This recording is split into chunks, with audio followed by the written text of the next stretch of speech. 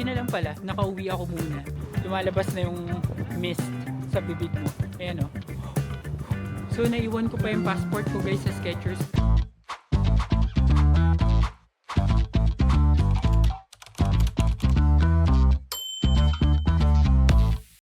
Hi amazing people and welcome back to my YouTube channel. So, isa na namang episode ng South Korea Vlogs ang ating gagawin today. At ngayon ay pupunta tayo sa isang district na malapit lang dito sa Myeongdong. At yun ay tinatawag na Dongdaemun. Dongdaemun ba? O Dongdaemun? So, either of the two. So, Dongdaemun. Yun, sabi dito. So, i-explore natin ang area, titignan natin yung mga shops. At doon din meron GU outlet na tina-target kong mapuntahan dito sa South Korea. And doon na rin tayo hanap ng dinner place. So, exciting pa rin and masaya pa rin tong trip na to. Kaya tara guys, samahan nyo ako. Okay guys, so buti na lang pala, nakauwi ako muna bago tayo pumunta ng Dongdaemun. Kasi, nakapagdala ako nitong scarf. Tsaka nag-cup na ako. Yung cup ko yung may ano sa tenga. Yan, galing yan kay Jake. Salamat Jake. Yan, so pupunta na tayo ng train station and couple of minutes away lang yung Dongdaemun dito sa Myeongdong. So, mabilis na biyahe lang ito. And based sa research ko sa TikTok, ang isa daw sa mga pinupuntahan dun sa Dongdaemun is yung DDP or yung Dongdaemun Designer Plaza or Design Plaza. Yun yung tatargetin natin para indoor lang. Tapos target ko rin ngayon guys na makakain ng Korean barbecue. So, for some reason, since wala pa akong kain buong araw today, yun yung gusto ko makain kasi hindi ko pa siya natatry and gusto ko makatry ng legit na Korean barbecue. So, saan pa ba yun makikita kung hindi dito lang din sa South Korea? So, let's go muna sa train station and then let's go to Dongdaemun. Okay, so muli tayong bumababa sa Myeongdong Station papunta sa Myeongdong Underground shopping. Yan, so from here bababa tayo guys sa Chungmuro. Ay hindi, sa Dongdaemun Station na agad. So 3 stops lang to, mga 5-minute ride lang. So let's go. Hindi ko pala nasabi guys, line 4 pa rin yung sasakyan natin ha. Kapag pupunta kayo ng Dongdaemun from Myeongdong, line 4 pa rin at bababa kayo sakto sa Dongdaemun Station. So ito yun. Ito yung nadaanan natin kanina. Punta lang ulit tayo sa line 4. Guys, hindi ko alam kung anong K-pop yung mga yan. Pero binivideo ko lang para dun sa mga K-pop fans para makita nyo na pati sa mga train station K-pop pa rin ang ano dito. Ayan, so eto tayo guys. Ayan, so makikita nyo Chungmuro, Dongdaemun, tapos Dongdaemun. Ayan, so dito tayo sa platform na ito. Hindi siya nakakaligaw guys, basahin nyo lang mabuti. Para ka lang nag Hong Kong or Taiwan, Singapore. Hindi naman nakakaligaw yung subway dito. Lalo kapag medyo nasasanay ka na sa Naver map, mas makakatulong sa'yo. So dito tayo sa platform na ito at iintay na lang natin yung train.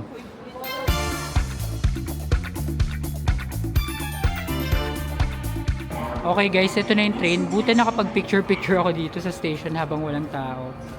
So sakay na tayo, 3 stops lang, nandun na tayo sa Dongdaemun. So guys, I just got off the train and we are here now sa Dongdaemun Station. And from here, lalakarin na lang natin yung mga target natin puntahan, which is yung GU and yung DPS. Dongdaemun DDP? Yung DDP, basta yun, yung plaza nila dito na sikat. Yan, so exit muna tayo dito sa train and then we'll start exploring. Okay guys, so dito na tayo sa labas ng train station and welcome to Dongdaemun. So here, eto na agad yung nasa unahan is nakalagay Pyeonghwa Fashion Plaza. Tapos itong malaking building na to, ito yung Hyundai City Outlets. Tapos tatawid lang tayo dito sa kabila. So guys, weather update lang. Kahit walang snow ngayon, -5 yung weather. So, share ko lang sa inyo. Ayan na naman kapag nagsasalita na naman or humihinga ka, may lumalabas na yung mist sa bibig mo. Ayan o. Hindi ko lang alam kung kita. Pero andito na tayo sa harapan ng nakalagay is duta.com. Ayan. So ito may Shake Shack dito. Medyo kakaiba lang yung vibe nito kasi less crowded siya compared sa Myeongdong. Ayan, so dito pala tayo guys. Tama, sa Duta Mall. Dito tayo magdodota. Joke lang. Ayan, so may katabi siyang Hyundai Duty Free. Tapos ito yung Duta Mall.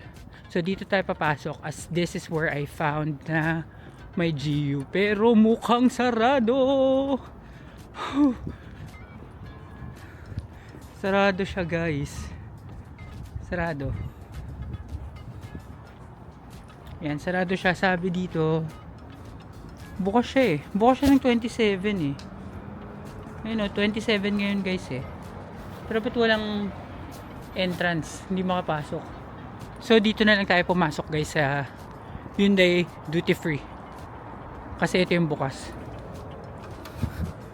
Sana may daan dito papunta dun. Okay guys, so confirm talagang close yung Duta Mall.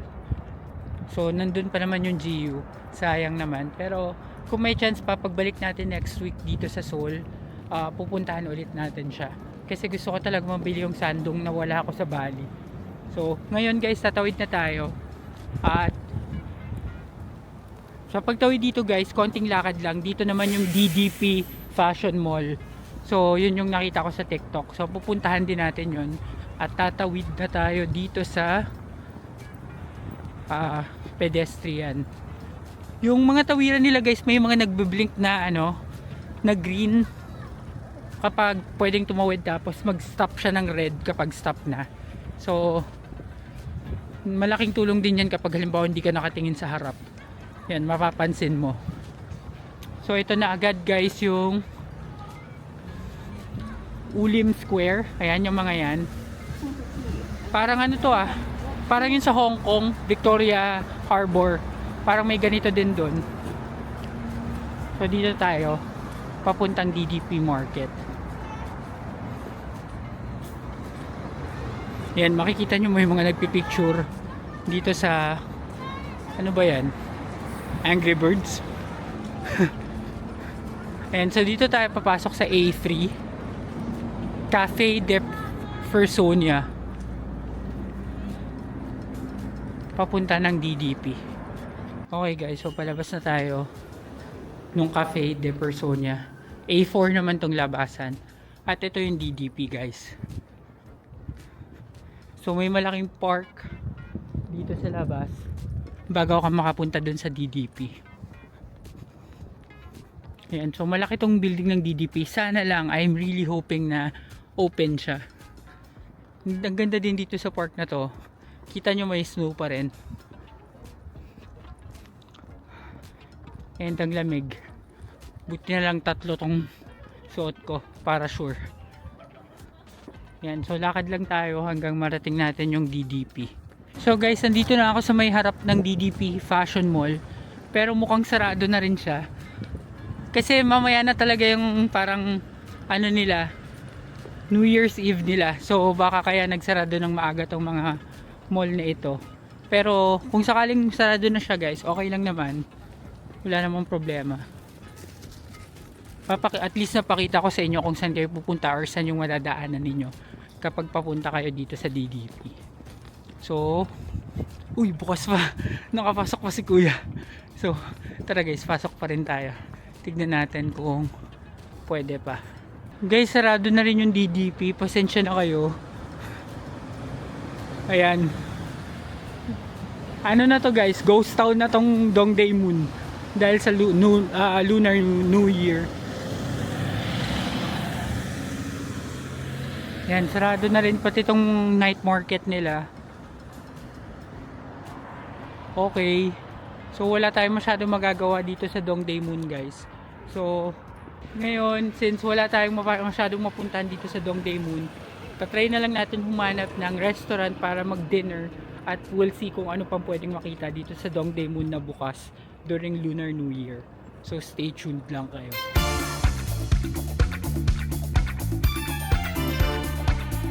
Okay guys, so nagpipicture na lang ako sa mga paligid-ligid habang naghahanap ng mapupuntahan. Pero ito guys yung Duta Mall. Tapos ang katapat niya sa kabilang side is Max Style. Yan. So pagbaba nyo ng station, kitang-kita nyo yung mga yan. So ayun guys, may nakikita akong mga something doon. So libutin na lang natin yun habang nandito na tayo sa Dongdaemun. Ayan yung hininga ko guys, oh. Grabe ang lamig. -5. Pero buti walang snow. Pag may snow to guys, mas mahirap maglakad-lakad. So try natin dun sa Dundun. Yun yung Dundun, kung bukas pa yon. Lalakad lang tayo ulit. Ayan, tawid na tayo. Pero yung DDP guys, puntahan nyo yun lalo pag mga babae kasi marami mga something dun for skincare, yan, mga damit-damit. Sabi nila marami daw magugustuhan doon. Yan, so dito na muna tayo. So guys, ito may mga bukas pa. Makakapag food trip tayo. So ito, yan, ang dami ng tinda. Mga corn dog, sausages. Yan, so stall lang yan dito sa may Dongdaemun. Tapos sa kabila guys, may mga shoes. Yan, mga shoes, oh. Itong mga loafers, 35,000 won. Yan. Ito ata yung DDP market eh. Kasi nakalagay DDP market eh. Yan, so may mga panglamig din. Yan, mga sweatshirts. Yan, mga sweatshirts. Yan, ang lamig. Tapos ito guys, mga souvenir, oh. Mga keychain. I love Korea, I love Seoul. Yan, mga t-shirts. Tapos dito sa kabila, merong nagtitinda ng egg bread tsaka cheese bread. Yung egg bread is 2,000 won, yung cheese bread is 4,000 won. Tapos walnut cookies is 5,000 won. Mukhang masarap yung walnut cookies. So guys, nabubuhayan ako kasi ang daming bukas pala sa part na to. Yan, so pwede tayong makaikot pa. So may katuturan na tong vlog na to guys. So ito Pretty Skin, mga pang skincare ulit. Tapos ito mga hats, gloves, mga pang taglamig. Ito mga mittens, tsaka pang ear muffs. Yan, may mabibili din dito kung wala kayong dala, tapos winter kayo nagpunta like me. Yan. So, ito ano to?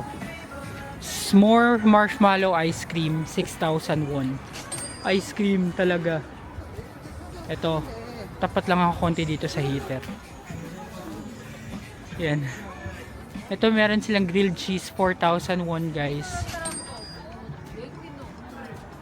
Yan. Ikutin lang natin then tsaka tayo mag-decide kung anong bibilihin nating food. Pero gusto ko talaga Korean barbecue eh. Yan, so marami palang mabibilihan dito kahit yung mga ganyan, no. Yung mga pampormahan na madiinan. Itong mall, Hello APM yung pangalan, sarado. Pero maraming nagtitinda sa labas. Yan, so hindi pa rin wasted yung pagpunta natin dito.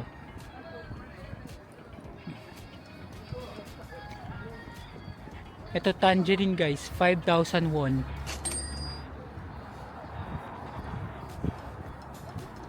Okay, so diretso pa tayo papunta dun sa Dundun. Saan ka pupunta? Dundun. Yun, dun tayo pumunta.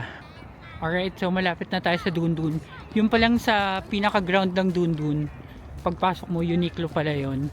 So pwede tayong magtingin-tingin dun sa Uniqlo, baka may mga heat tech sila. Nanunuot yung lamig guys, nanunuot talaga, lalo yung kamay. Ewan ko, for some reason kamay yung pinakamabilis na lumamig sa akin. Naka double socks na rin ako ngayon, pero yung kamay talaga ang tindi. Kaya siguro may mga hand cream sila. And so tatawid lang tayo dito, tapos Dundun Mall na. Okay guys, so welcome sa Dundun Mall. Ayan, kita nyo may Uniqlo. Okay. So makakapasok na rin tayo. Sana hindi malamig. Okay. So Uniqlo yung pagpasok mo agad guys. Okay. Yun. Nawala na yung lamig guys. So tingin muna tayo sa Uniqlo guys.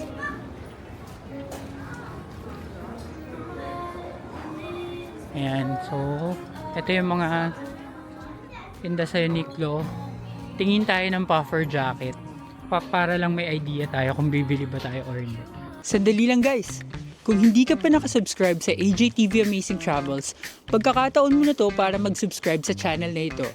Para mapagpatuloy natin ang paggawa ng mga ganitong videos, kailangan natin ng additional subscribers. So ano pang hinihintay ninyo? Subscribe na!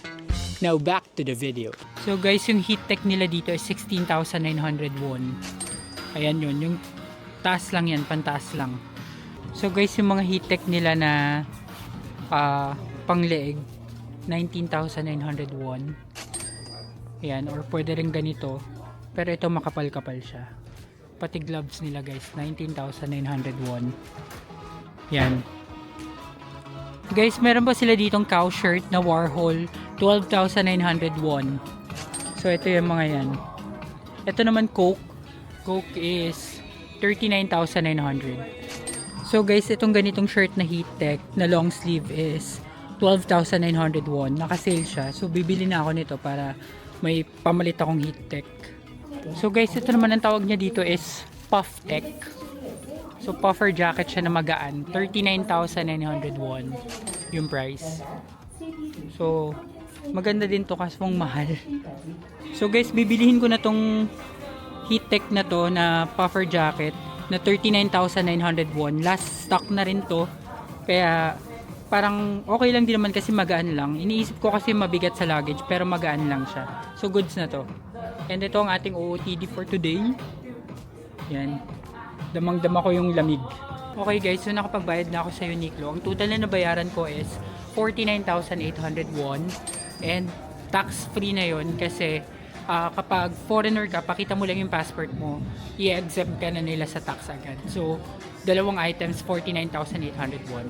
So, umakyat na ako dito sa second floor. And dito, merong, pakita ko lang, 8 seconds. Ito naman is, bilihan din, parang Uniqlo din. So, guys, nalibot ko na to. Medyo mas mahal siya sa Uniqlo. Tapos, ito naman yung katabi niya, skin band, mga pa-phone cases and screen protector. Tapos meron din ditong Africa, tindahan naman ng salamin. Marami din papasalamin dito guys kasi mabilis lang daw. Tapos ito naman is damitan din, Mixo yung pangalan. Pero more ng pambabae. So next floor na tayo.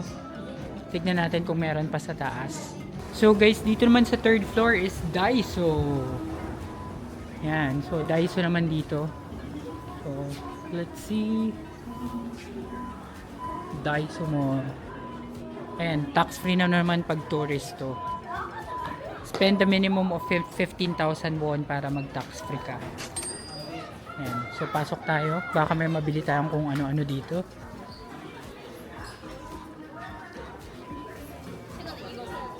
Ito mga ear muffs. Gloves. Gloves nila mura lang, 5,000 won lang. Ito, 5,000 won guys, may leather na. Pero, yung gloves ko kasi hindi nakakapindot ng cellphone. So, tignan natin kung ito nakakapindot ng cellphone.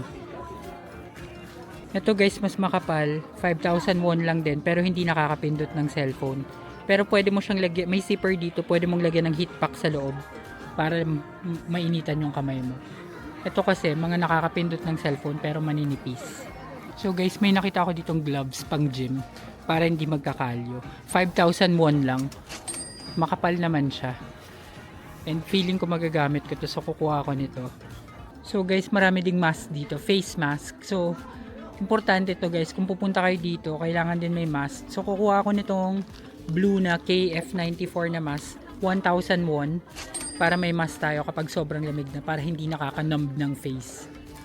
Yan. So good find to dito sa Daiso. So guys, paalala lang, magdala kayo ng shopping bag nyo kapag pupunta kayo dito, mag-grocery shopping or whatnot, para hindi na kayo ma-charge ng extra. Kahit sa Uniqlo, hindi na rin ako nagpa-charge kasi may dala akong Circle K na paper bag or bag. Kaya importanteng meron para makatipid. So guys, may mga chips din sila dito. Itong Cheetos na ganito is 1,001. Yan. Itong mga iba, mga hindi ko kilala. Pero may nabili ako kagabi na masarap na chips. Cheese chips siya. Yan. So, tingin tayo dito sa kabila. Oops, daming tao. Okay, so ito mga candies. Candies.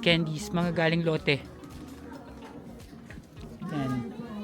Tapos ito guys, yung mga Hershey's, oh. Ito na nakatikim na ako nito. Masarap to. Yan yung binili ko ng isang araw sa Myeongdong. So, try tayo ng iba. Ayan yung mga cookies nila. Ito mga Haribo. Ang isang Haribo na ganito is 151. So guys, may mga Oreo din dito, iba't ibang klase. Ito strawberry, ito cinnamon. Tapos ito is chocolate, and then ito yung winter edition nila. Yan, ang isa ay walang presyo. Tiramisu pala to, tiramisu. So wala siyang presyo. Tignan natin baka dito meron. Wala walang presyo to guys eh. Sayang, mukhang masarap. So guys, may mga cup noodles din dito. Bibili na kasi ako para in case sarado lahat bukas, may pagkain ako. Ayan, so naghahanap lang ako ng hindi masyadong maanghang. Kasi feeling ko lahat naman sila maanghang. So ito na lang green. Biscoff nila guys is 151. Itong isa is 3K1. Yan. Yung may palaman 3K. So guys, itong original Hershey's hot choco nila is 5,001 din. 8 packs na siya. So bibili din ako nito kasi kailangan to pag madaling araw. So ito na yung lahat ng napamili natin guys. Magbabayad na tayo. Alright, so tapos na ako sa Daiso. Ang total na napamili ko is 29,500 won. And yung tax free nito or yung tax refund sa airport na i-claim. So tuturo ko rin yun sa inyo pag pauwi na tayo ng Manila. So ngayon paakyat na ako sa 4th floor para makita kung ano pang meron dito. So guys, ang 4th floor is Decathlon tsaka ABC Mart. So akyat tayo sa 5th floor. Okay, so sa 5th floor naman guys, may Skechers. So ito, may mga sale dito na Skechers. So kung Skechers lovers kayo kagaya ng tatay ko, dito. So tignan natin kung may sale. May Converse din dito sa kabila. Okay guys, so nakabili ako ng shoes na naka-sale para sa papa ko. From 69,000 won. Ang original price niya is 109,000 won. But from that, naka-sale na siya ng 69,500 won. And may tax-free pa, kaya naging 65,500 won na lang. So, good find na yun. Dito to again guys sa Dundun Mall. So, mura yung Skechers na may naka-sale. Timing lang na yung size na available is yung saktong size ng papa ko. Kaya nakabili tayo. Ito na. Dami nating budol tonight. So, marami na akong nadala.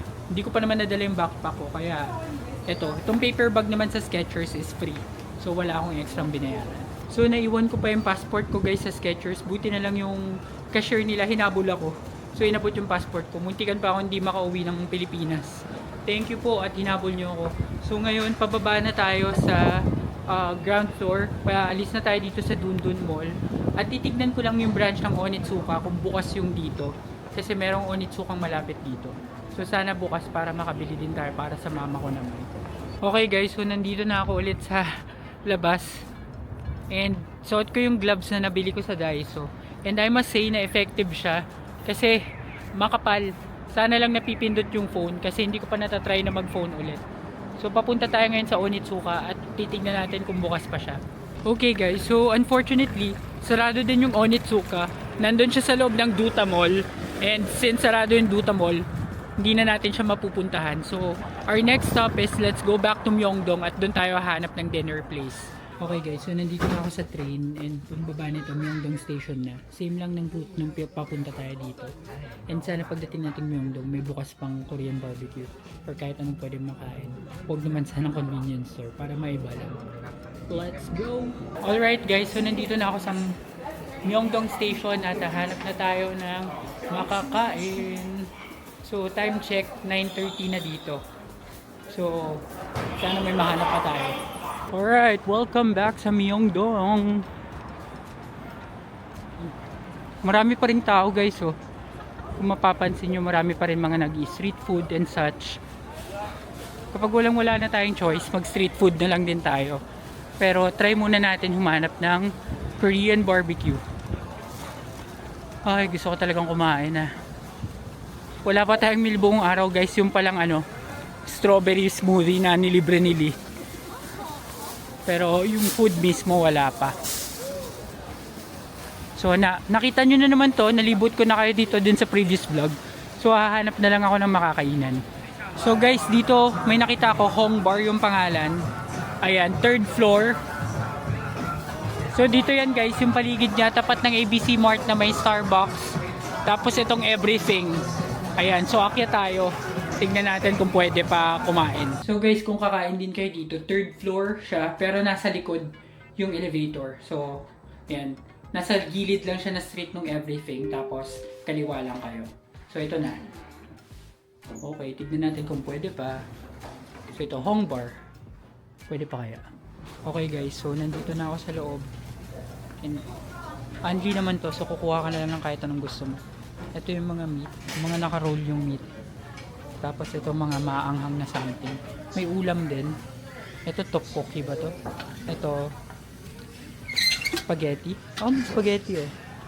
Tapos may dumpling, chicken. Ito is soup. Tapos ito rice. Tapos may ice cream.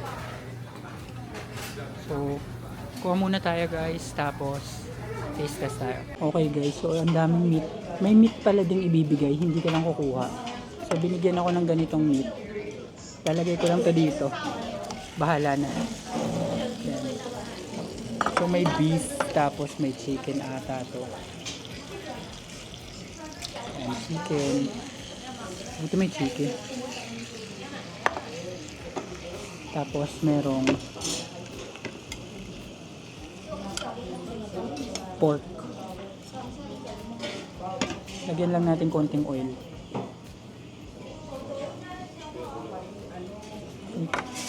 Tapos kumuha rin ako spaghetti. And then rice. Tapos dumpling. Tapos gulay. Nakalimutan ko, wala pa pala akong spoon and fork. So kuha muna ako guys. So guys, just to let you know, pag mag-isa kayo, halimbawa solo traveler kayo, meron silang surcharge na 3,000 for single supplement fee. So, ang babayaran ko dito is 22,800.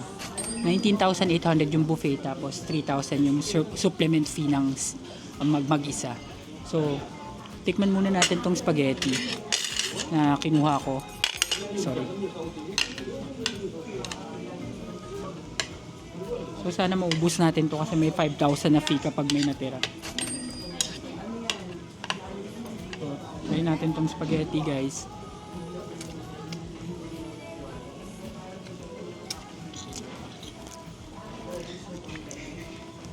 So ano siya, maasim. Yung typical na spaghetti sa ibang lugar. So maasim. Pero okay din naman, gutom na kasi ako. So mga 8 out of 10 na to para sa akin. So hintayin lang natin maluto tong mga meat and then magte-taste test tayo. So guys, medyo malapit na maluto to. Binaliktad ko na. Pero tikman muna natin yung ulam kanina na nandun na luto na. Tikman ko muna.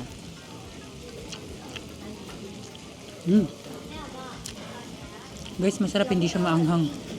Chicken to chicken. 10 out of 10. Ang sarap. So try naman natin itong fried dumpling.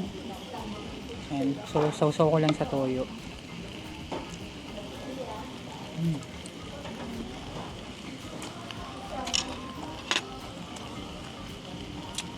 So lang guys, walang special na lasa.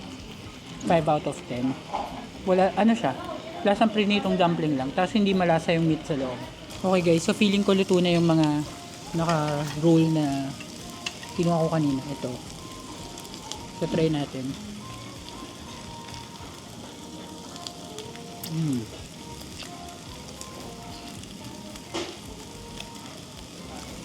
Masarap naman guys, malambot. Tapos yung meat niya tender. So 8 out of 10. Masarap. Guys, may gunting dito. Hindi ko alam kung gugupitin ba to. Pero parang gugupitin na ata talaga. So, pasensya na po kasi hindi ako masanggipsal na tao. So, gupitin natin. Ayan. Sana tama itong ginagawa ko. Ay, maraming Pilipino dito guys. Halos lahat ng nandito ngayong gabi Pinoy. Pero yung nasa harapan kong table, Korean. So again, nandito lang to sa Myeongdong guys, kung gusto nyo rin matry. And para sa akin, sulit naman siya for the price. Tapos may ice cream din pala dun. Mamaya kuha tayo ice cream. Pagupitin muna natin itong mga ito.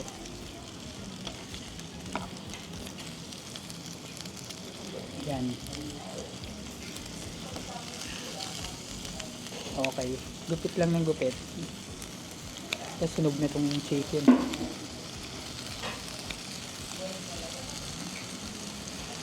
Ayan, so balikan ko kayo guys pag taste test na, gugupitin ko muna silang lahat.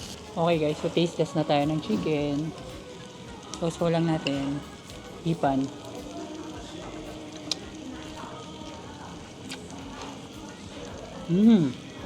Sarap. Yung chicken niya guys, may timpla na mismo. Kaya wala ka na dapat ilagay. Yung iba kasi naglalagay pa sila ng mga bawang ganun. So ako as is lang, pero yung lasa niya ang sarap.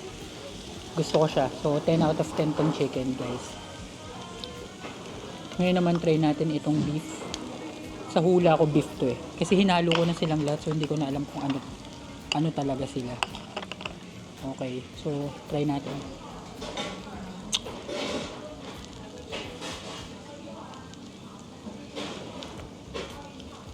Yung beef medyo hindi pa luto. Medyo matigas pa. Pero fault ko siguro yun kasi hindi ko alam kung luto na or hindi pa. So, mga 7 out of 10 lang yung beef para sa akin. Tapos, try naman natin itong pork. Yung pork guys, kinat ko yung part na may taba. Kasi grabe yung taba niya talaga. Halos kalahati. So, ito, try natin.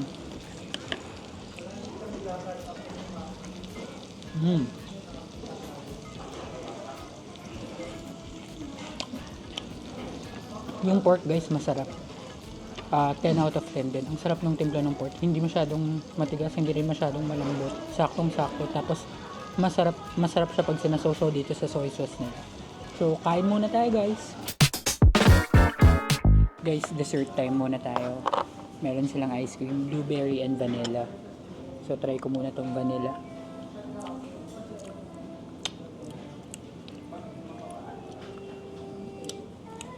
Masarap yung vanilla guys, pero kala ko bubblegum yung lasa, pero masarap naman. Ito naman blueberry.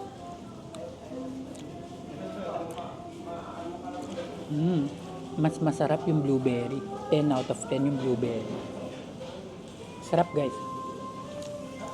Okay guys, so katatapos ko lang kumain dun sa Hong Bar, and overall it's a fun experience kasi hindi lang locals at tourist yung kasama mo, may mga Korean talaga. Local nga yun. So, masaya. And kung magagawi kayo dito sa Myeongdong area at naghahanap kayo ng sulit na dinner or lunch, pwede doon. Marirecommend ko siya. At dahil dyan guys, pabalik na ako sa aking hostel. And kung makikita nyo, nag-snow na naman. So, babalik na ako. And i-end ko ng vlog na ito. Maraming salamat sa lahat ng nanood ng episode ito ng ating South Korea Vlogs. At kung nagustuhan nyo ang video ito, please give me a like, comment, share, and subscribe to my channel. And do not forget to hit the notification bell para updated kayo sa aking future vlogs. Abangan ang ating next episode ng ating South Korea Vlogs. Yun lang guys, maraming salamat. Bye!